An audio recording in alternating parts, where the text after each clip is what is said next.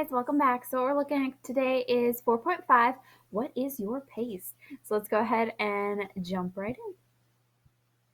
So for this first part, we're looking at square roots. The area of a square is given. Find the length of the side. So if we think about squares, how do we find the area of a square? We take and square the side length.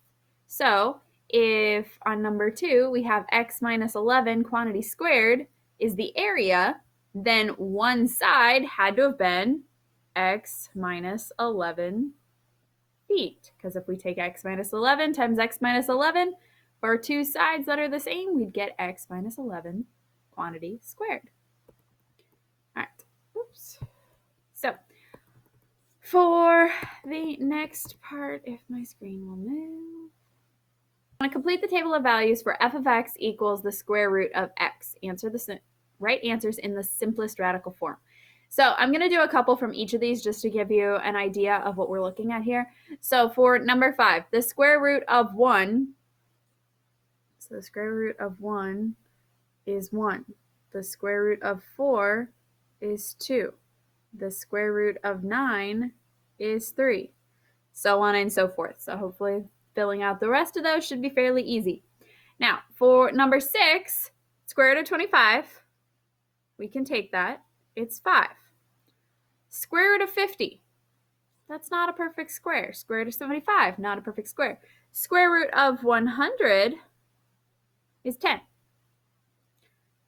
Square root of 225 is 15. Now, to find these in-betweens, if we take the square root of 50, we don't get a perfect square, but a perfect square goes into 50. 25 times 2 is 50. So we have 5 root 2. Now, 75 is 25 times 3. So we have 5 root 3. Technically, if we think about it, 5 root 4, square root of 4 is 2. 2 times 5 is 10. So this could also be 5 root 4. Now here, 125. That's 25 times 5. So that's 5 root 5. So 50 is going to be 25 times 6. So 5 root 6. Hopefully you're noticing a pattern here. I'll let you guys finish the rest of that one out. All right, this last one over here. So now we have it in terms of quadratics.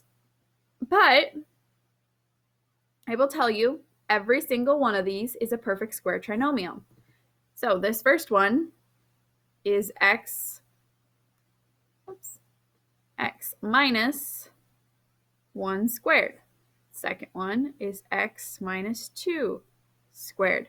Remember, we just take the square root of the outer term and the square root of the first term, and then we keep the sign that's on the middle term.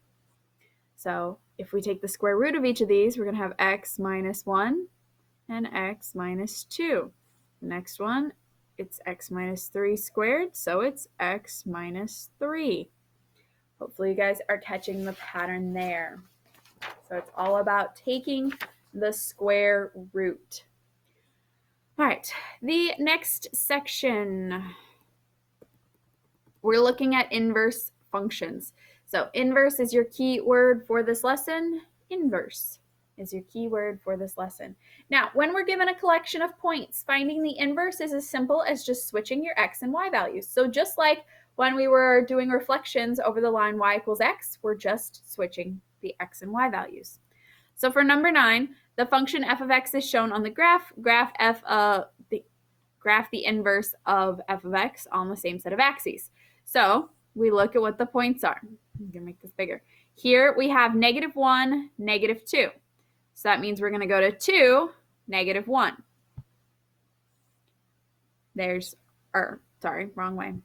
I switched signs too. It's -1, -2. So -1, -2 will become -2, -1. So -2, -1. There's one of our points. The next one, we have 1, 2, 3, 4. We have 1, 4. So when we switch it, it's going to be 4, 1. So we go 1, 2, 3, 4, 1. Now for this point here, we are at 1, 2, 3, 4, 5, 6, 7. So we're at negative 7 and positive 2. So it's going to become 2, negative 7. So we go over 2 and down 1, 2, 3, 4, 5, 6, 7. So this right here is the inverse of our function. So I'm going to try and draw these lines as straight as possible. Kind of, sort of. So this is what it would look like now.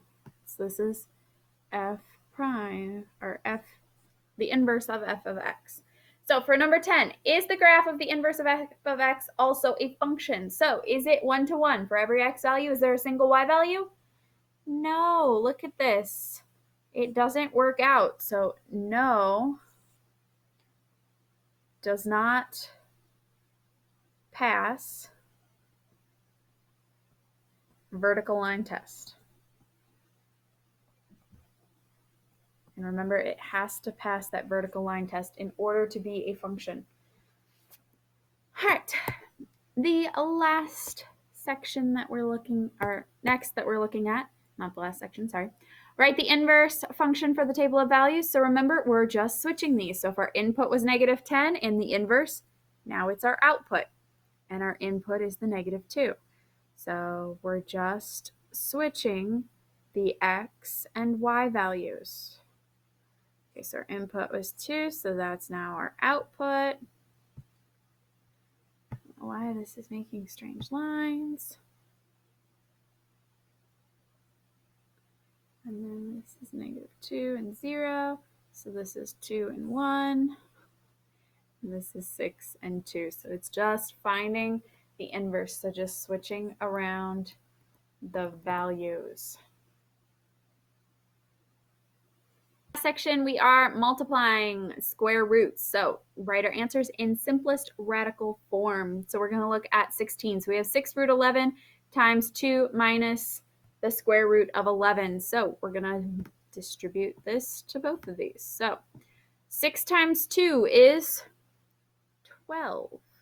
Square root 11 minus, now square root of 11 times the square root of 11. When we multiply square roots to each other and they have the same number underneath, it's going to take and give you just that number, because 11 times 11 is 121 and the square root of 121 is 11. So we just have 11 times 6, which is 66. So there's our answer. All right, the next one, so we're going to look at 19. For this, we're taking and multiplying 2 binomials together, which means we have to use FOIL. So first outer, inner, last. So we multiply the first terms, 4 times 4, which is going to give us 16. Then we multiply the outer terms. 4 times negative 3 root 5 is going to give us minus 12 root 5. So first outer, inner, also 4 times 3 root 5, so plus 12 root 5, because this one's positive now. And then we do the last term. So 3 times 3, or 3 times negative 3 is negative 9. Root 5 times root 5 is going to give us just 5. So that's 9 times 5. So our middle terms here, they are the exact same. So that means they cancel out. So these two are going to cancel each other. Sorry for the weird lines. 5. Those cancel. So we're left with 16 minus 9 times 5. 9 times 5 is 45. So we have 16 minus 45, which is going to give us a negative 29. So your answer is negative 29. So they won't always, your radicals won't always cancel out. So keep that in mind. It happens when your term here and here are the same, as well as when basically when you're multiplying the same numbers together but opposite signs. So it will happen in 18, but it will not happen in 20. All right, if you guys have any questions, feel free to ask. Have a wonderful day.